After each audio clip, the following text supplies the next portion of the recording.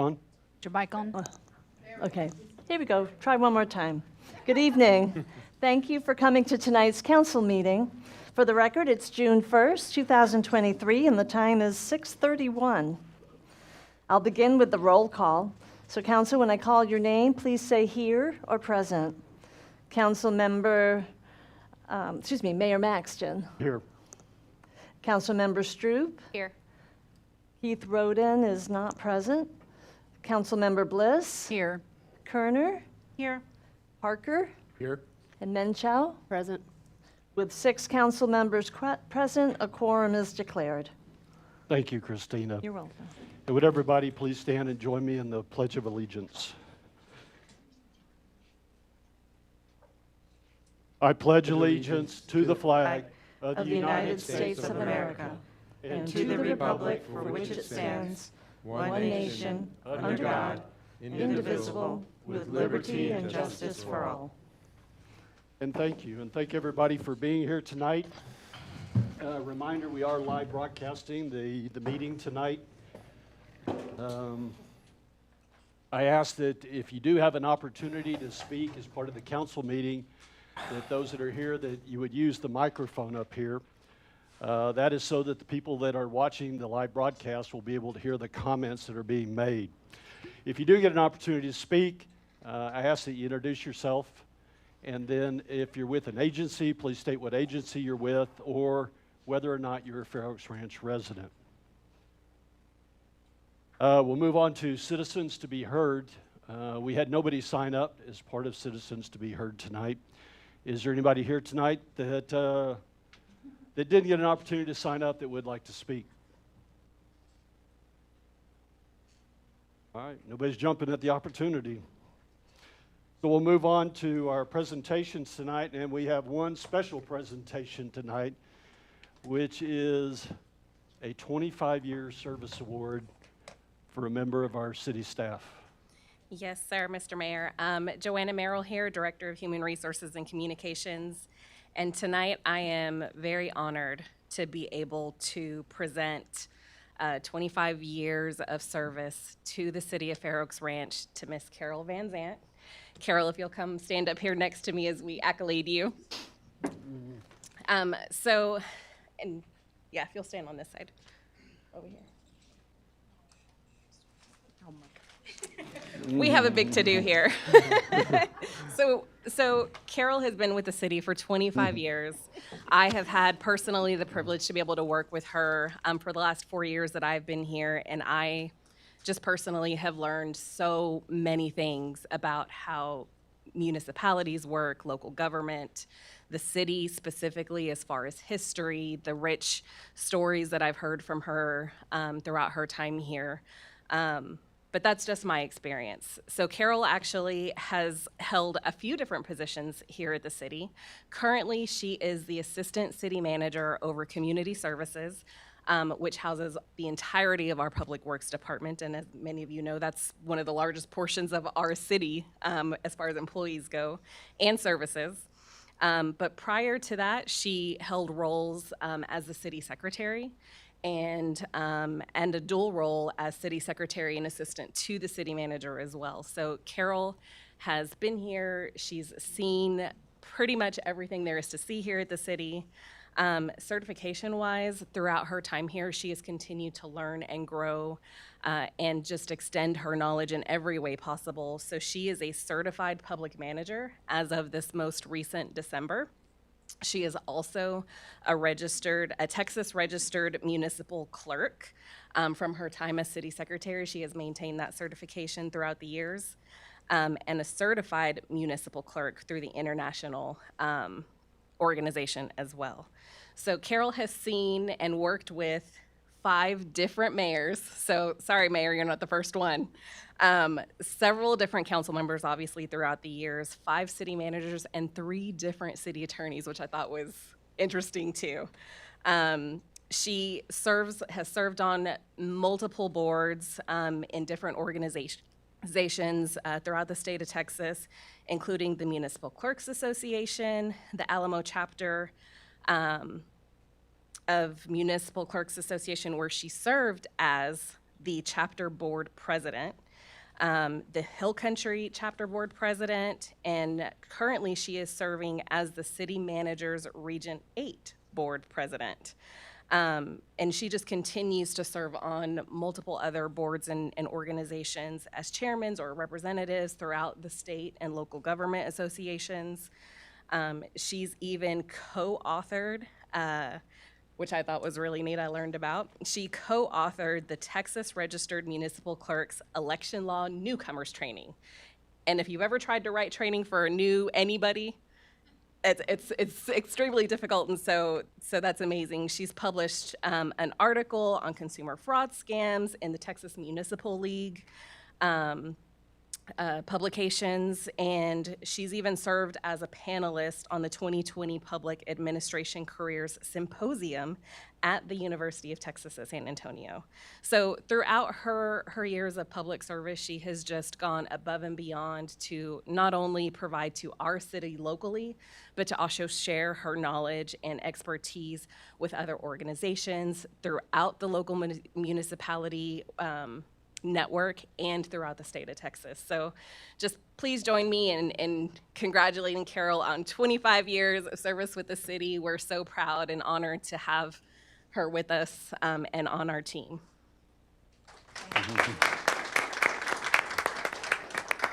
Oh, and on top of the flowers and the gorgeous balloons, we also have our 25 years of service certificate. I don't know if she's going to have enough hands for all this, so Mayor, you might have to help. And You probably have something else coming here. yeah. That's And, probably, And Kelly, yes, you want me to hold and that? then we also have this this gorgeous little plaque commemorating her 25 years of service with the city of Fair Oaks Ranch. Thank you so much.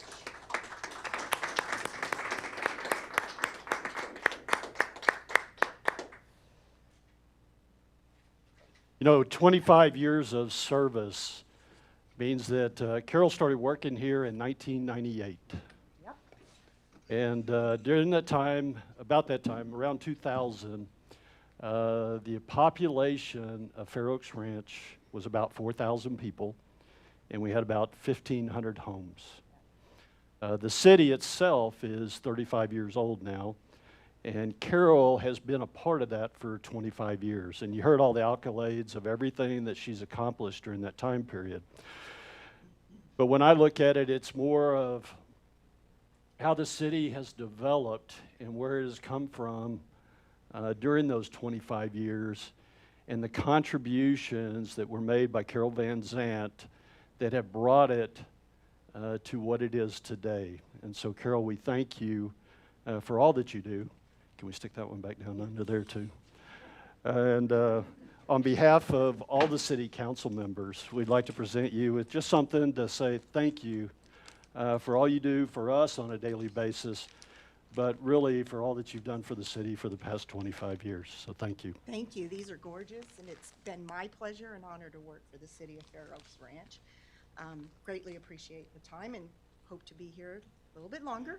We But hope so. If I can just take a minute. Of course. There's two groups of people that I would like to acknowledge, because they have really helped me over the years, and I appreciate the recognition for the 25 years, council and mayor. Thank you so much.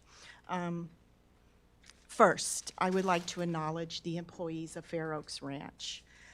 They have helped me continuously develop my development in achieving successful work skills so that I can retain my position here at Fair Oaks Ranch.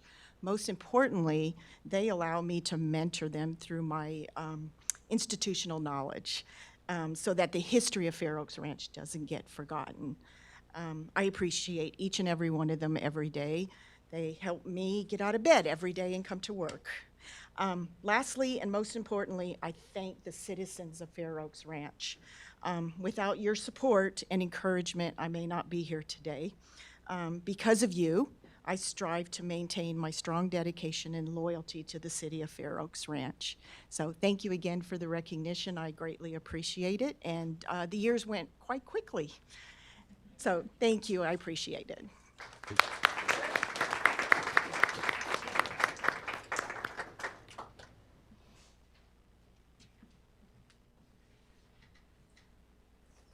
And Joanna, kind of a loaded question. Do you know how many 25-year service awards we've presented? One. First one. Yep, first one ever. But there will be many more. With that, we'll move on to our consent agenda for tonight. We have 5 items on the consent agenda. First is the approval of the May 12, 2023 Special City Council meeting minutes. Second is the approval of the May 18, 2023 regular City Council meeting minutes. Third is the approval of a final plat request from Greenland Ventures Limited for Stone Creek Ranch Unit 2C, a 65.894 acre tract zoned existing residential 2, proposing 53 single-family residential lots generally located northwest of the intersection of Rolling Acres Trail and Ammon Road, City of Fair Oaks Ranch, Texas. The fourth item on the consent agenda is approval of Councilmember Bliss's absence from the May 18th regular City Council meeting. And the last item is approval of a resolution authorizing the city manager to sign an updated regional mutual aid agreement between the City of Fair Oaks Ranch, Texas, and the local government entities and local organizations within the geographic areas covered by the Alamo Area Council of Governments for emergency assistance during emergency events. Is there any council member that would like to pull any item from a consent and place it on consideration? With no request to do that, then could I get a motion to approve the consent agenda So moved. Second. from Chesley and Emily? With that, all in favor of approval of the consent agenda, please say aye. Aye. Any opposed? The consent agenda is approved. Thank y'all. Move on to our consideration items tonight. First is the consideration and the possible action approving a structure for wastewater service rates and fees. And I believe Grant's going to lead us through a presentation on this. Yes, sir. Thank you, Mayor, council members, ladies and gentlemen. I'm Grant Watanabe, Director of Public Works and Engineering Services, and I'll be giving a presentation on the Utility Rate Study Wastewater Rate Update. So going way back to July of 22, at that time, the council provided guidance to focus on fixing wastewater rate and rate structure and to basically leave water alone. That effort was kind of put on hold when the Garver study was awarded, which eventually helped determine our future wastewater treatment plant expansion and phasing plans. And so now that the Garver study is complete, I am bringing back the wastewater rate update for possible consideration and action. So the purpose of this presentation is basically to help choose one of the 3 rate structures that was developed by our rate study consultant and reviewed by our rate advisory panel. As part of background, I'll go over, and some of these you may have seen before, but I'll go over once again the current rate structure, the cost of service, the wastewater treatment plant phase 1 expansion bill impacts. That's something we may have seen before. I'll go over the 3 rate scenarios that are being proposed, as well as a comparison with other utilities. We'll look at the bill impacts of each of those scenarios, and then we'll finally conclude with a recommendation and way forward.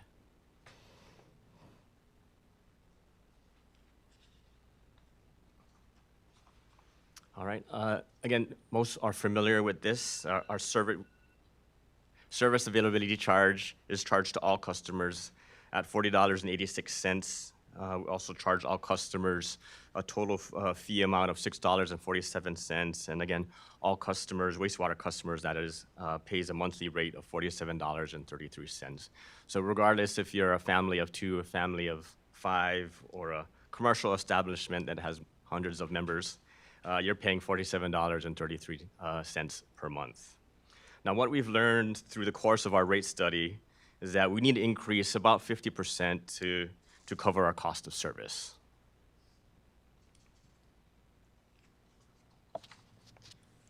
And this slide is important because it also helps to set the revenue target in order for, basically for the wastewater utility to break even. So on average, we bring in about 1.1 million in revenue each year. That comes from the 2,100 wastewater customers paying $47.33 a month for 12 months each year. And on average, our cost of service is about $1.9 million, although that fluctuates up and down here and there. Now that includes all of the O&M costs, payment of existing debt, any transfers to capital, and our equipment replacement funds. Now, the $1.9 million was selected as our target for the rate design, and that is the rate revenue target for each of the three scenarios we'll see.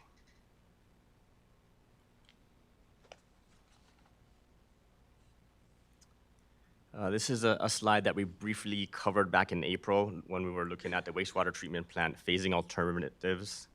We specifically talked about some of the bill impacts specific to that project. And as part of that study, we did ultimately decide on a multi-phase approach, of which phase one had a cost of $6 million, $1 million for engineering, which has already been budgeted for this year, and then approximately $5 million for construction. So the $5 million in construction, we'll have to likely go out for a bond for that at a 4% interest rate in a 20-year term. That kind of works out to about $13 per month per customer, basically what it's showing. On the graph to the right, you can see where our current fees total $6.47 a month. With bonds issued for phase one, that increases it to about $19.73 per month. And then eventually, if we need to ever issue bonds for phase two, that would increase it to about $43.70 per month in terms of fees.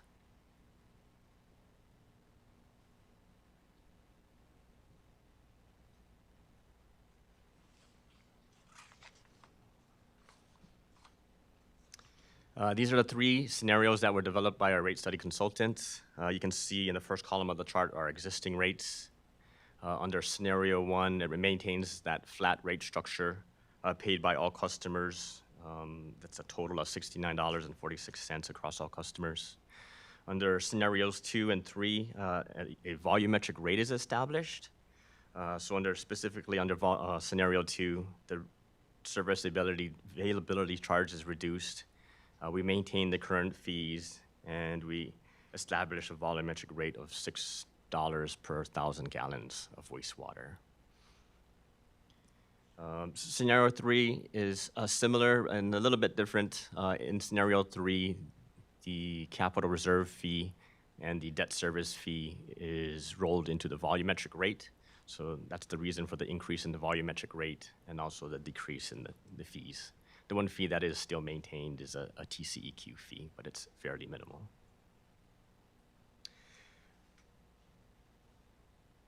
One thing you'll notice under scenarios 2 and 3 is that, under scenarios 2 and 3, those who generate less wastewater pay less, and then those customers who generate more wastewater pay more. And when we kind of get to the bill impacts slides, we'll see that in more detail.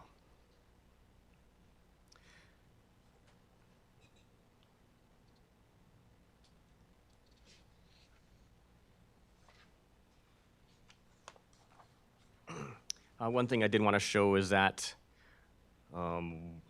once bonds are issued for the wastewater treatment plant phase one expansion, because there's a higher debt service fee associated with that, you see the increases in the fees in red for scenarios 1 and 2. And then under scenario 3, because that debt service is rolled into the volumetric rate, the volumetric rate would have to increase to account for that.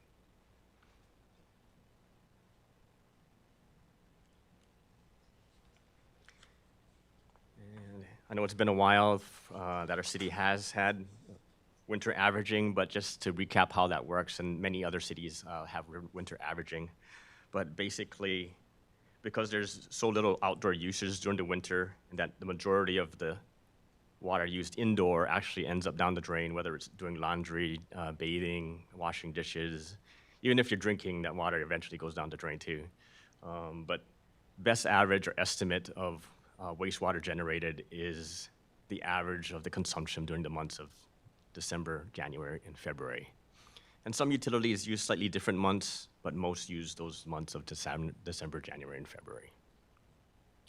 So we calculate that average over those 3 months, and then we apply that with the volumetric rate. So just to give you an example, if your winter average is 6,000 gallons a month, and the volumetric rate is $6 per 1,000 gallons, then your wastewater bill, in terms of the volumetric portion, would be $36 per month, and that would carry over for the next 12 months once it's established, and then until the next winter comes around and you get a new winter average.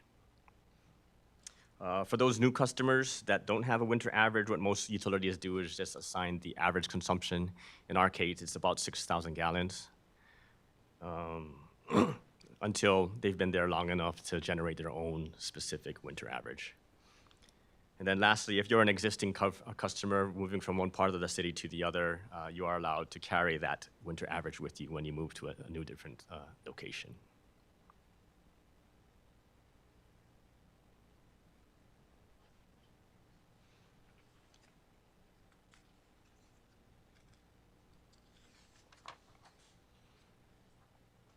Okay, I wanted to show you the comparison with other utilities, and this is specific for residential rates. What I did is just look at the serviceability charges and the volumetric charges across several other utilities. I purposely did not include some of the pass-through fees because every different utility charges different pass-through fees. But just looking at the serviceability, availability, and volumetric charges, we looked at Bernie, SAWS, New Braunfels Utility, what they're charging currently, and what they're planning to charge come August 1st, and then Fredericksburg. You can see them on the chart to the right. One thing that was noted last time we did this presentation was that Fair Oaks Ranch is the only one that charges a flat fee in that group.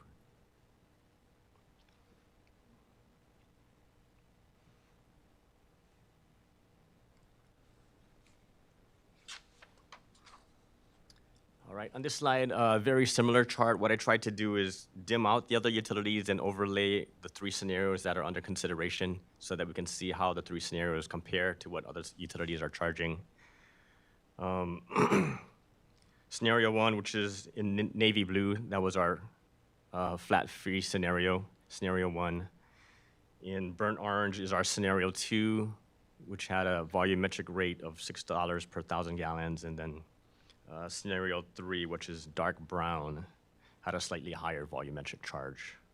And it's kind of hard to see, but even with our scenarios 2 and 3, when you compare it to some of the other utilities, it's still not the highest. There's the New Braunfels utility, new rates adopted August 1st or go into effect August 1st. They're even higher than our scenario 3, which is the dark brown line on the chart.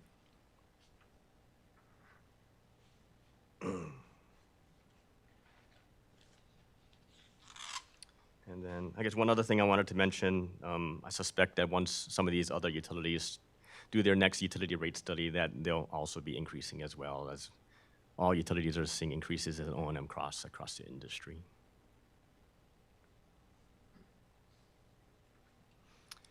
All right, so these next 2 slides show the estimated bill impacts. This first one is without the wastewater treatment plant phase 1 expansion debt service, and the next one is with the debt service. So we looked at 3 examples, I guess. One for a low user generating 4,000 gallons a month, one for an average user generating 6,000 gallons a month, and then one for a high user generating about 15,000 gallons a month, which I think a lot of the commercial would fall under. A couple things to notice looking across the 3 different scenarios. For the average user, it doesn't really make much difference among the 3 scenarios. I mean, it ranges from like $69 to $71 based on which scenario. So it's not much difference for the average user. But where you do start to see the difference is for a low user and a high user. Low users definitely pay less than the average, and higher users definitely pay more than the average.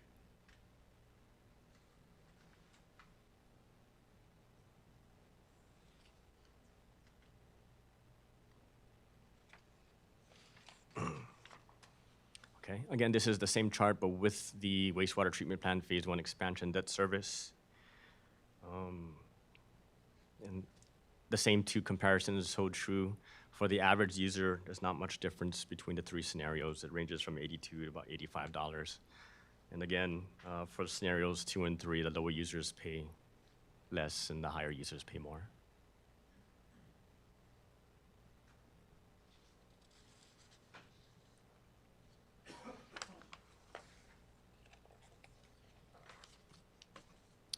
And that brings me to the last slide. This is recommendation and way ahead. Staff's recommendation is scenario 2 for several reasons. One, it provides a balance between fixed and variable charges, which is similar to what other utilities have. It encourages conservation where low users pay less and high users pay more. It ensures a debt service payment can be made even if the volumetric revenue falls. And one of the concerns is that some of the customers may kind of try to game the system. You may go to, I guess, extreme conservation measures during the winter to try and lower that volumetric rate over the next 12 months. So not everybody's going to do that, but the vast majority is not going to do it, but there may be some, and it may impact the volumetric revenue. So by maintaining our debt service fee as a fee, we can always make sure that we can pay that fee or that. And lastly, I want to mention that scenario 2 was the one that was supported by the rate advisory panel. When it comes to way ahead, once a scenario is selected by the council, staff will finalize or bring close to finalizing the public outreach plan. We plan to bring that back for your input in the July timeframe. Hopefully, at the same time, we bring back an ordinance to amend the fee schedule. And if all goes well, the intent here is to institute the new wastewater rates effective October 1st.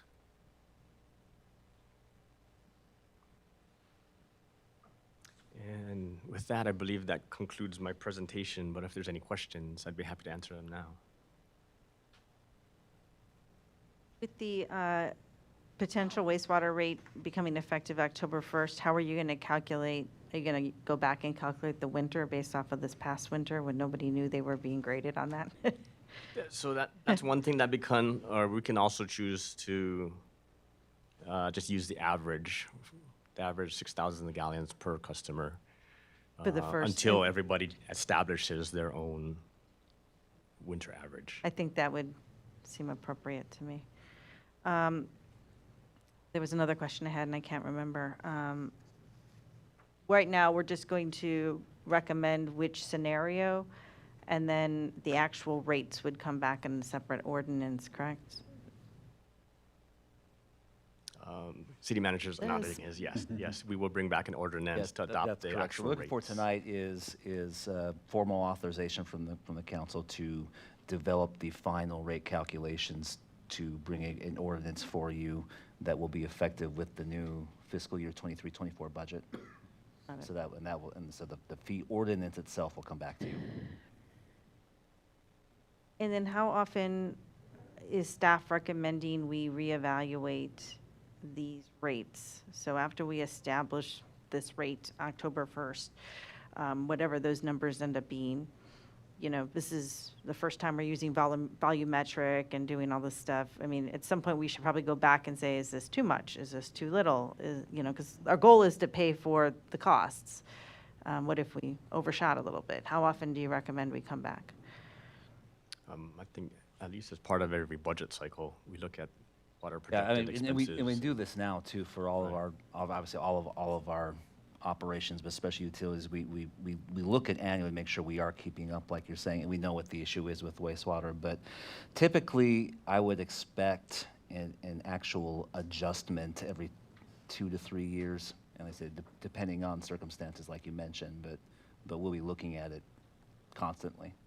Okay. And so you don't really anticipate us of having to do a full-on rate study again anytime soon? No, I mean, actual, full-blown rate study like we've gone through for the last few years, I suppose, 5 to 10 years. That makes sense. Thank you. Yes, ma'am. If we go with what you were recommending, or possibly the, using the average for everybody, how short will we fall from our revenue, what we need? In other words, we're trying to solve a problem, how short are we going to fall? Or do you have any idea? Because it's looking to me like 48% of our customers use more, so are we going to be up the creek without a paddle in our revenue? Does that make sense? Yeah, it does. We should be fairly close to what our target is if everybody uses an average.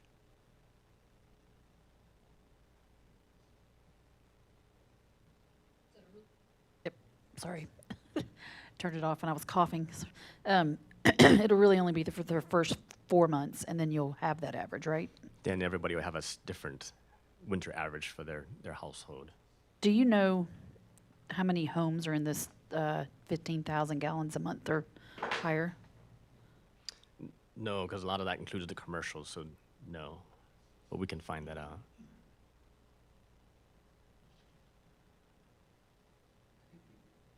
I think we did have that last, whenever that was. We did I have. thought I we did remember it, have but I don't- and I didn't pull that this time, but we have that. We can definitely get it. Okay, thank you. Or did you have another question? The, Grant, during this process, does the volumetric rate, does it get calculated every year for residents? So every December, January, February, we're looking at a new average or rate that they would be, That's correct. okay. And it'd be in effect for the next 12 months, and then you get a new winter average when the next winter comes around. Any other questions? Any questions from anybody here tonight?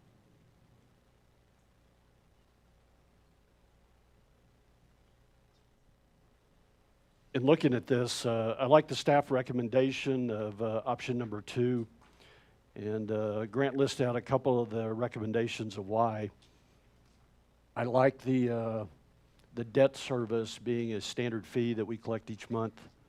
And so that way we know we're not guessing on what it is and the requirements that we need to ensure that we pay off the debt each month or each year, depending on the requirements of it. So I like that that's calculated as part of the fees. And with that also, it carries forward a little bit lower volumetric rate that provides opportunities for those that want to conserve water that maybe get charged less. So to me, I mean, that just provided my options of what I'm looking at. I like option number 2. And plus it was a staff recommendation. Any other? Do we need a motion for? Well, we have to do a motion on which one.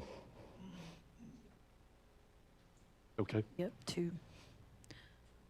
I'll just make the motion. I move to approve scenario 2 of the utility rate study, which establishes a wastewater service availability charge, a volumetric rate per 1,000 gallons as determined by average winter consumption, and maintains all current fee types. Second. From Laura and Michelle. Any other comments from council? All right. And with the motion on the table, all in favor, please say aye. Aye. Any opposed? The motion is approved. Thank you, Grant. Thank you, Council. It's true. Got Chesley and Michelle. I made the motion. Oh, you did. Laura and Michelle. I should have known that.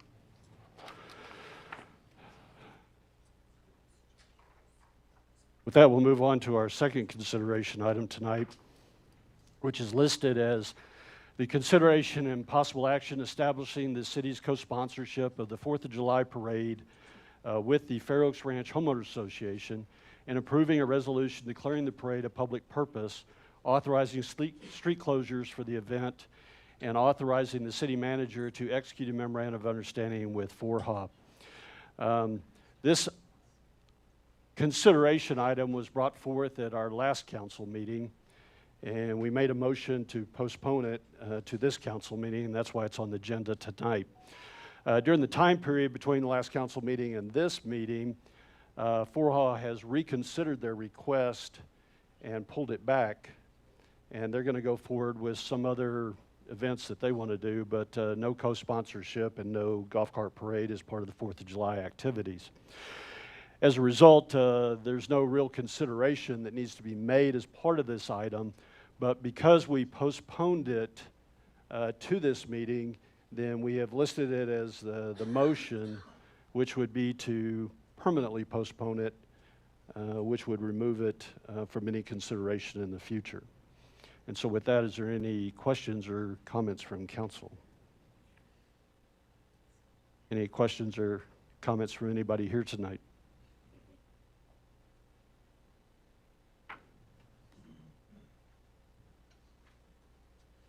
Then with that, could I get a motion to postpone indefinitely the consideration and action of a co-sponsorship with Forha of the 4th of July parade? Scott Second. and Chesley. Any other comments from council?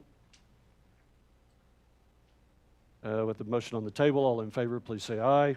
Aye. Aye. Any opposed? The motion is approved. Thank you all. And with that, we'll move on to our last consideration item tonight, which is the consideration and the possible action terminating the declaration of local disaster and providing for an effective date. And everybody knows that, what was it, February 28th? February 17th, we declared a local disaster related to Winter Storm Mara, specifically related to the damage that was resulted from the storm as it went through. Since then, we have contracted and removed all of the brush from the city premises and now have nothing resulting or currently in progress that is a result of Winter Storm Mara. And so as a result, we're proposing that we go ahead and remove the declaration of a local disaster. Anything I missed, Scott? Any questions or comments from council? Any questions or comments from anybody here tonight? And with that, could I get a motion to approve a resolution terminating the declaration of local disaster and providing an effective date of 1 June 2023 for termination? So moved. I second. Michelle and Laura, any other comments from council? The motion on the table, all in favor, please say aye. Aye. Any opposed? Then the motion is approved. And that completes the consideration items that we had on the agenda tonight. We have one workshop item on the agenda, which is a review of our strategic communications plan update. Bless you.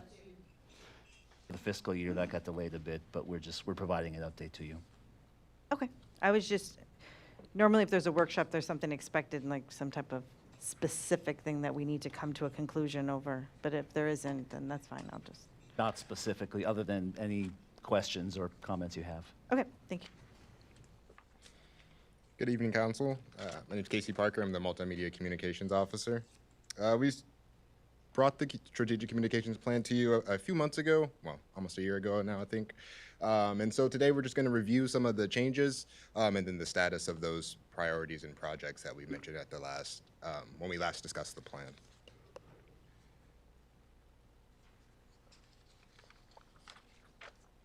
So, all right, let me just get organized here.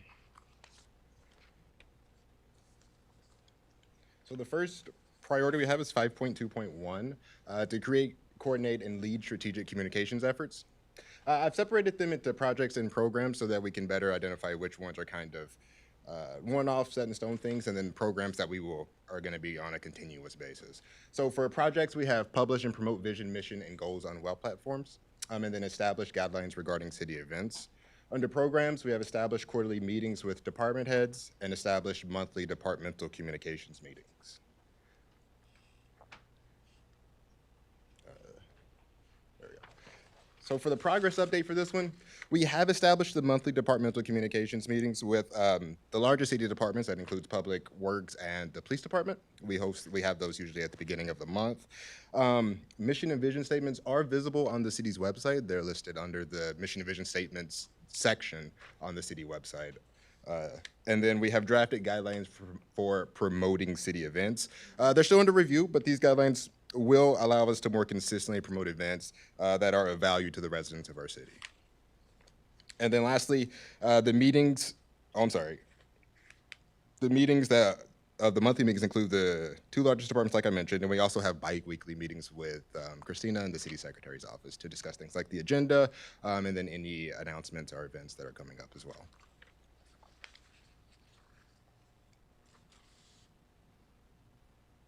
.2 is to develop brand identity and credibility.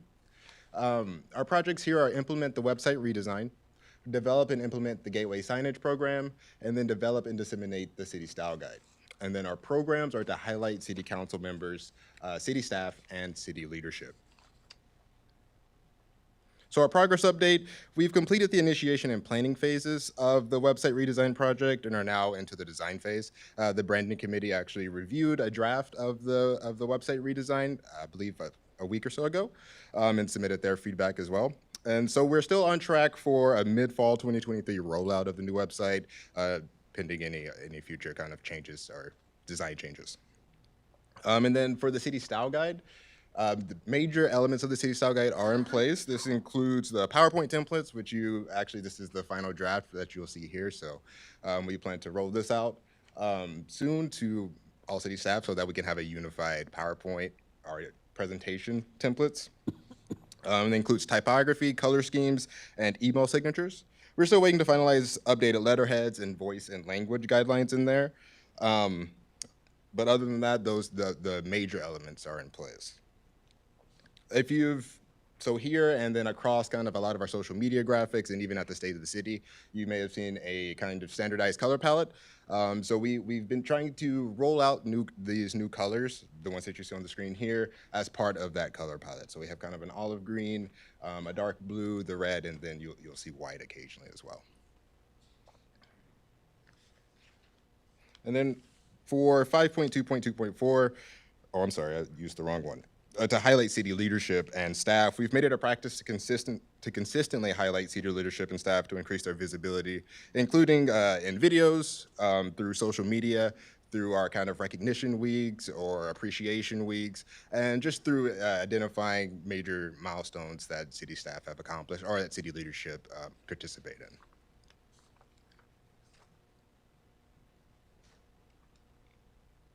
Then 5.2.3, create opportunities for resident engagement and participation.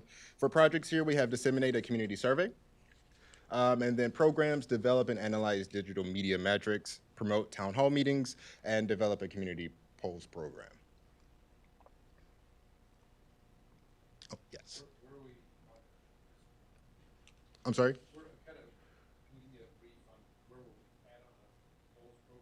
Yeah, so we have identified kind of the platform we're going to use for the community polls. It's Constant Contact. It's going to be the same platform we're going to use for our monthly newsletter. It comes built in with a kind of poll feature. And with that, we plan to roll those out not with the monthly newsletter, but in the monthly newsletter when it comes time. And then we'll also hopefully have the ability to embed those on our website and post those on social media to really reach people. But we're still in the early planning phases of it right now, kind of still researching what those questions will be like and things like that. Well, we're still developing kind of a schedule. They may not be monthly, but the goal of the polls is just to kind of essentially take the pulse of the community to see what's important or what's of value, what's working, things like that. So other progress updates for the KPIs, let me start with the town halls. We've had 2 successful town halls with feedback showing city communications are reaching and informing residents of the dates and information related to the town hall. This is primarily through our news flash and social media. And then secondarily, a lot of people say that they see the electronic signs that we have posted, and that usually gets the information across as well. We're still in the early planning stages of a large-scale kind of community survey, and are actively researching some third-party vendors to help us kind of roll that out and develop questions. We want to make sure we have the right questions and all of that to get accurate results. So still in the early stages there. And then, as I just mentioned earlier, we're in the process of developing those community polls, and we have identified the platform for those as well. So things are kind of moving along there in that phase. It's a little slow because we just want to make sure that with the survey and the polls especially, we're asking the right questions. I have a follow-on question to the community polls. So this sounds like it's going to be a regular thing. Is it predominantly focused on the effectiveness of communications? Yes, it will be. So we'll likely have a lot of polls that will ask how residents are receiving their information, just to kind of again take the pulse of which platforms or mediums we're using. But we also will likely use the polls to see what's of value to residents. So maybe what information we're sharing, if they find that valuable, or if they interact with it, things like that. But yeah, it's mostly going to be for the communication effectiveness. Okay, thank you. Appreciate that.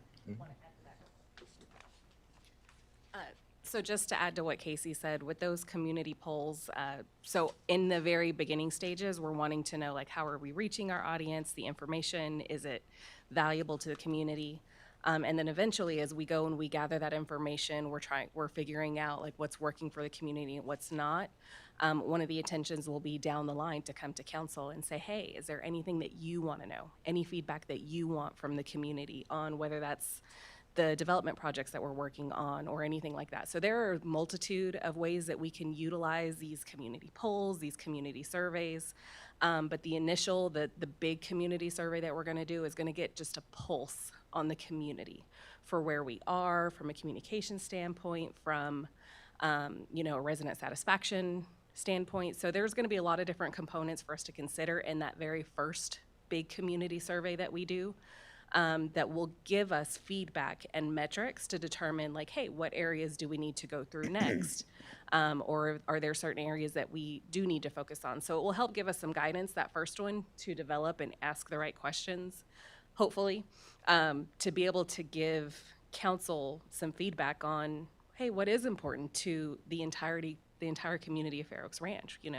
What are they looking to hear and what are they looking to see? So that's kind of what we're looking at with that, but we're still developing it in this first stages. So I appreciate that context.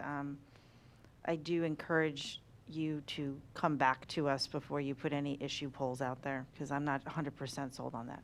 of course, and Okay. and if that's council's direction, of course, a big part of what is going to do is that we're going to work very closely with council on what it is that you want us to utilize that for. It's not going to be like, hey, we're just going to pick a topic today, but we'll definitely make sure to include council. And if there is something that y'all are discussing in one of the council meetings or a workshop, and you're more than welcome to reach out to us and let us know, hey, this is what we want to see.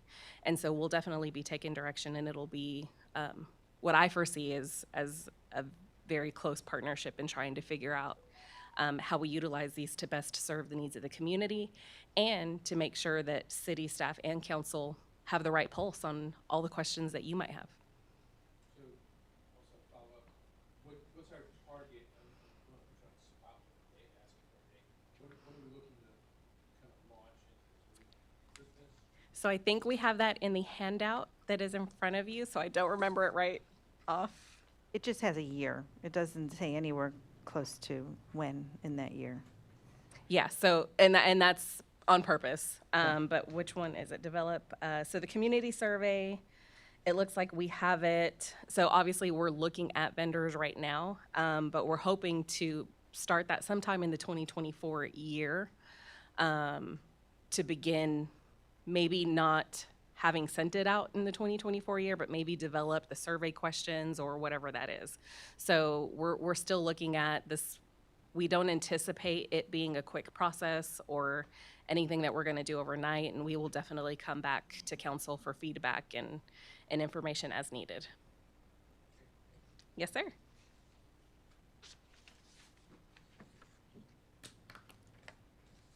Are there any more questions about this particular slide?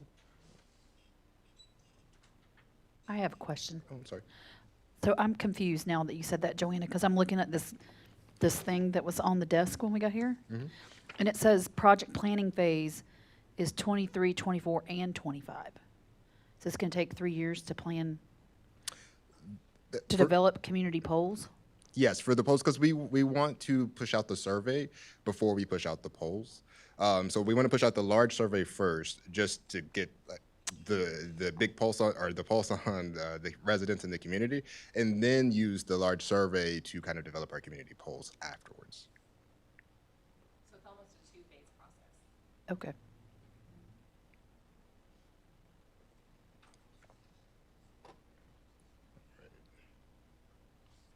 So for 5.2.4, provide transparent and timely communication to media and the public. For projects, we have develop a process for distributing press releases and designate or establish a public information officer. And then programs, we have utilize a consistently updated internal editorial calendar, create and publish a monthly newsletter, and promote emergency communications platforms. So we are currently doing a weekly newsletter that recaps the previous week. But we do want to move to kind of a monthly newsletter that will help enhance the information that we're sending out. We can provide better editorial content, essentially, more content from different staff members, things like that in that monthly newsletter, and the month kind of gives us more time to plan and do all of that. So we do want to move to that. And we have established relationships with a few different media organizations and routinely send information to them for publication. We've actually had a lot of success in this area, and we've seen our media advisories, interviews, or press releases picked up by the Bernie Star, the Fair Oaks Ranch Living Magazine, City Lifestyle Magazine, Bernie ISD, the San Antonio Report, TML Connect News, and News 4 Fox San Antonio. And we're still looking to expand this list as well. And then for the public information officer, we are currently in the early stages of designating a PIO. We still need to determine kind of what that impact will have on, leadership structure and who pushes out what information, and how information will be disseminated to the public. Currently, the city manager is jointly responsible with the mayor for the coordination of city communication with the public and news media, including outreach initiatives to the citizens and general public through various media venues. That's what's stated in the charter. But as we know, the city manager and mayor are incredibly busy. And tend to be focused on big picture actors in the future of the city. Often information comes out that may be specific, technical, and handled at the departmental level. So a PIO with the appropriate standards such as the event guidelines promotion, style guide, media outreach policy, things like that, will allow us to quickly disseminate important information to the public without tying the mayor or the city manager down in details, and free them to deal with other more important matters as well. And additionally, a public information officer will quicken the process and for pushing out information and allow us to clearly direct members to a public spokesperson.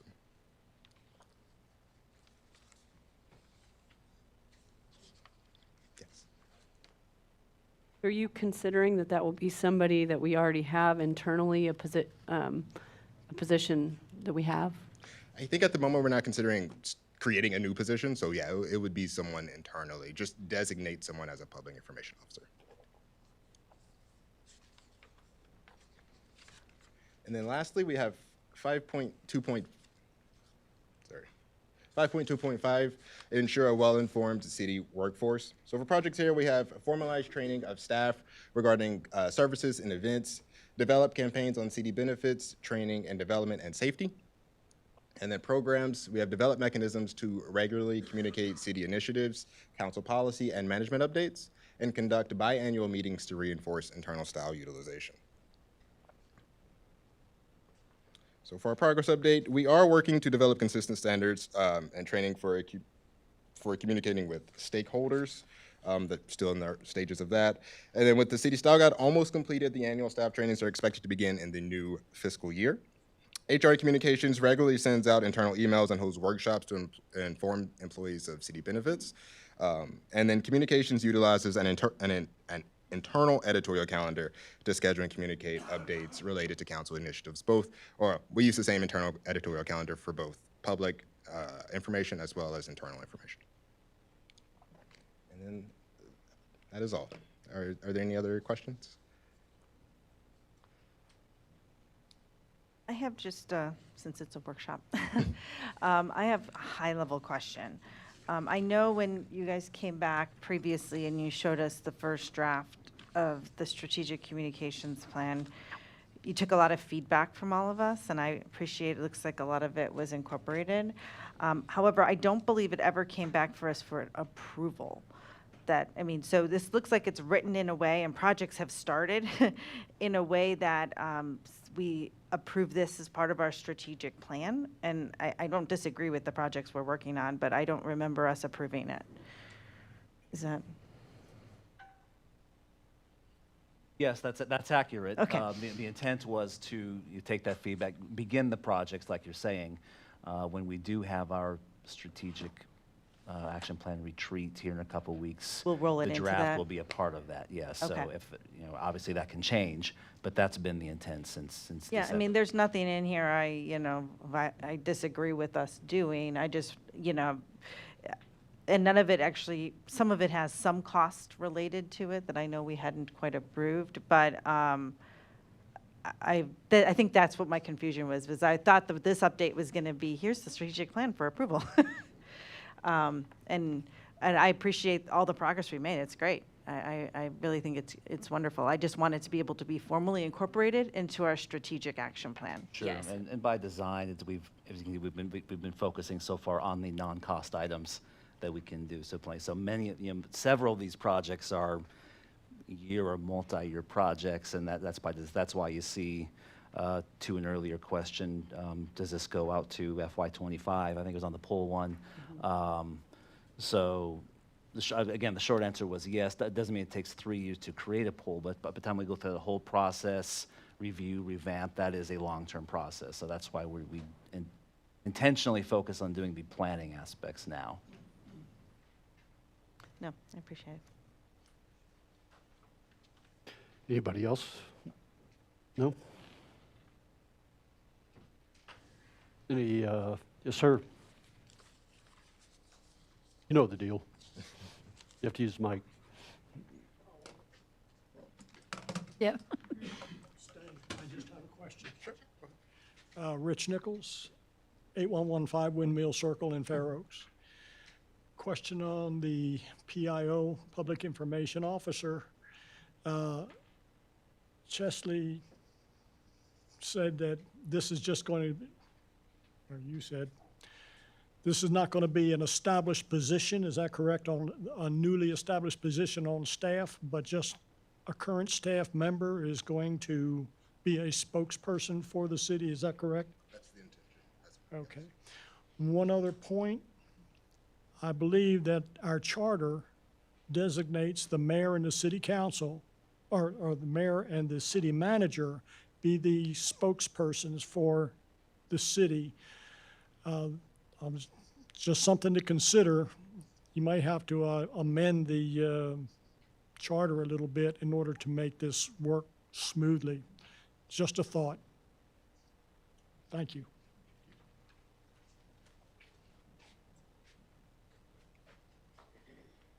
Anybody else? Council's good? All right. That was a good presentation. Thank you. Thank you.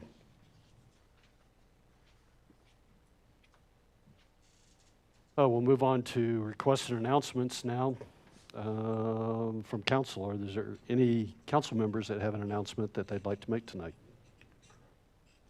Oh, Emily go first. Chief is starting the Junior Police Academy next week with lots of little kids, so pray for our officers that are running that. Pray for good weather. And is this another record attendance year? 47. How many did we have last year? Wow, that's amazing. And Laura? I do have one announcement. So several months ago, we brought forward to council this opportunity to get a disabled veteran exemption relief dollars to the city. Is a program that was run by the comptroller that's available to cities that have disabled veterans that are taking homestead exemptions, with the potential to get some reimbursement for that, especially for cities where it has a significant impact to our city income, and they had a certain level what that meant. Well, I appreciate staff taking this up. We did qualify, we did submit for reimbursement, and we received this week $100,194.21 as additional revenue into the city. And it's a perpetual program, so I would imagine this time next year or at the beginning of next year, we could apply again and have additional money coming in. So great job, everyone. I appreciate it. Thank you, Seth, for bringing up the idea, and staff for jumping on the opportunities quickly and getting it approved. And now we have an extra $100,000 that we didn't have before. So great job. Any other council members? Any other announcements? I had a couple of announcements. I think it was released today from the city that the stage 1 from the drought contingency plan has been rescinded, and currently we're not under any drought contingency, which I'm not sure the last time that actually happened, but it's been at least a year. And I think over the past year, this time last year, our monitoring wells were 20 to 25 feet lower than what they're at right now. So that just talks about the amount of water. And a lot of it is the rain and that we've had over the springtime, and hopefully it'll continue for a little bit while longer. But I think also it's the conservation methods that have been exhibited by our residents and how we've utilized water and as we've gone through our drought contingency. You know, right now we don't know what the remainder of summer is going to bring for us. I mean, we could head back into 100-degree temperatures tomorrow. So I ask that we still continue to follow the same measures that we have, but so that we can maintain ourselves outside of drought contingency operations. Second announcement I had is, I don't know if you noticed when you walked in, but the construction fence that was up around City Hall has been taken down as we're getting closer to the completion of the renovation of City Hall. And I believe the anticipation is by the 15th of June, approximately 15th of June, which is 2 weeks from today, that we're going to get all the city staff moved back into the building. And all of city staff operations then would be conducted out of the City Hall. Yes. Yes. And then by the end of June, approximately the end of June, what we're shooting for right now is to get the remainder of the construction material and the trailer and everything else removed from the parking lot so that we get our parking lot back into normal operations again. But great job. I've walked through it. It does look nice. It's not complete yet, but we're getting there. But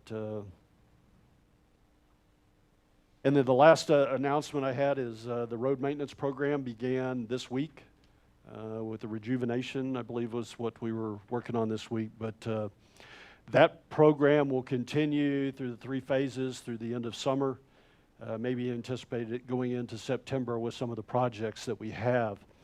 And one, it's just an announcement that, hey, the program has started, but the second piece of it really is safety related, that we do have heavy equipment that will be out on our streets. A lot of the roads will be blocked off, and it's just an announcement to residents that as you're driving across the city, especially during the summer months, if you're not aware of where the road maintenance is being conducted at, be prepared that they'll have crews out there and they'll have flags and cones and everything directed. But it's just the awareness of what is going on to make sure that we're all safe in what we do and traveling throughout our city. And that's all the announcements that I had. Scott, anything else? Sure. Only one additional, I guess, reminder to council and any interested parties that we will begin our budget deliberations at the next regular meeting on June 15th. The intent is to start our operations budget with Public Works and the Police Department. So we'll a couple of our larger portions of our operations at the first meeting. We'll follow up on the meeting of July 6th with most of our administration departments and the capital improvements plan on July 20th, I believe. We may have to mix and match a little bit. I'm still working on availability of all parties, but I plan to shore up that schedule, hopefully in totality early next week. We'll be on the lookout for that, and we do have scheduled one special meeting on Friday, June 23rd for the aforementioned strategic action plan. So more details coming soon, but I just wanted to remind everyone of that. Thank you, sir. That's it. Does any council members have any items that they would like to introduce to be added to a future agenda? Yes, ma'am. I was wondering if we can add a discussion item, your position, and how we're going to approach it from council's perspective. Sure. I mean, we have to start moving on that, so I thought we could probably have a discussion item on that. Yeah, that's probably.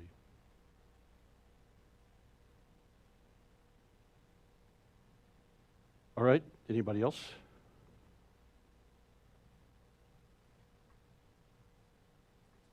Okay. Doesn't have to be at the next meeting, but I'm just.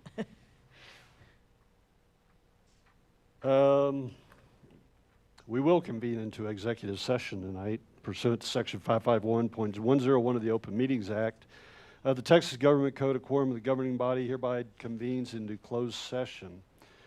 And we will do this reference two items. First is Section 551.071, consultation with attorney, related discussions related to possible terms and conditions necessary to resolve disputes that have been subject to ongoing litigation in the development commonly known as the Bernie Ranch Estates LLC, aka Fair Oaks Meadows. And the second item is under Section 551.072, which is deliberation regarding real property. And the City Council will meet in closed session to deliberate the purchase, exchange, lease, or value of real property that may be considered future location of water and wastewater system improvements. And Christina, I have the time now is 7:37, and we are moving into executive session.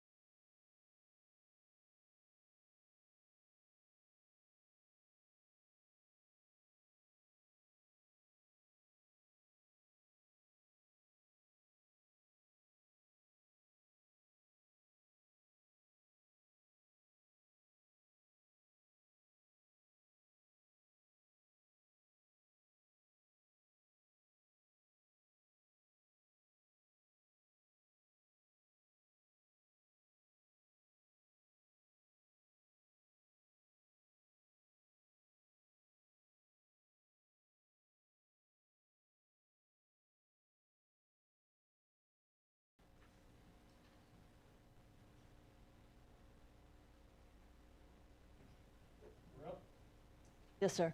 We're back.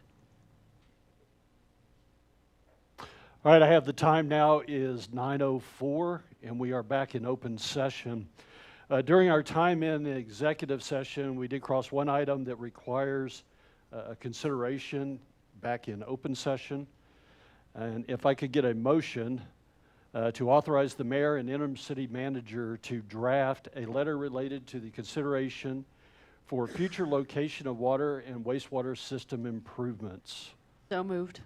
From Chesley Second. and Scott. And any other discussion from council related to the item? And with the motion on the table, all in favor, please say aye. Aye. Any opposed? Then the motion is approved. And there were no other items of consideration that were taken during executive session that required any consideration back in open session. And that concludes all of the items we have for tonight's meeting. Christina, is there anything else that we missed or No, sir. that we need to look at? Okay. And Scott, anything from your end? Sure. Okay. I have the time now is 9:05. Is 9:05, and we are adjourned.